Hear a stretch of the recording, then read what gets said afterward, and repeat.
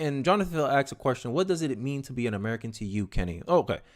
For me, I think what it means to be an American is to be exceptional, right? Now, colleges don't teach this anymore. They teach you to be ashamed of being an American, right?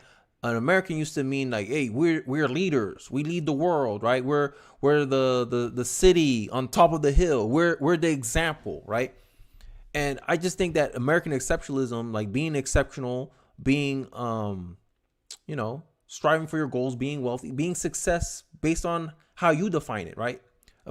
Being American is very rooted in individualism, right? The ability that, hey, I control my own fate. I am the master of my ship.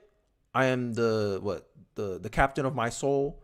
I define my own destiny, and I live in a land of opportunity where I could eventually be anything I want to be as long as I put in the work to be that thing, right? And I think that's the American message that I kind of see. I think that's what it means to be an American, is that you're loyal to your country, right?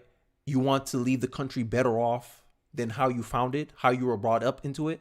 We as an American, I think in some semblance, we all have this feeling that we want to leave a mark in the world. And I think that's a very American idea. As an American, I believe you don't worship no state, monarchy. You don't worship no king.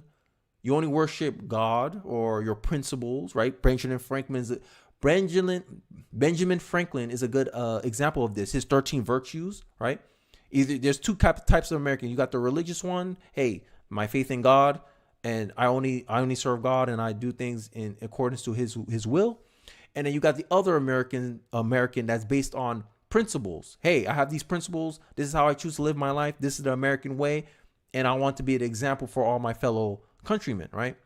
And I think it's being American, it has to be rooted in nationalism and pride in country, patriotism. I think is a very core root of that. And I think a lot of reasons why people don't know what it means to be American, or don't even want to be proud to be an American or identify as an American, is because of what Vic counted out here earlier, is that a lot of the schools kind of condition it out of us, right? They tell you how bad America was. America oppressed black people, and at a time it did. But they don't want to tell you how America is also black people's greatest liberator, right? They don't want to tell you the good, the achievements, the great achievements that America have done. They don't want to tell you how America influenced a whole entire culture, influenced the world, how everybody wanted to come here. Everybody still wants to come here from a global perspective, right? We get migrants. We got a big, massive immigration problem, right? Because we were the city on the hill. Everyone wanted to be us, and we knew it. And we were proud of that.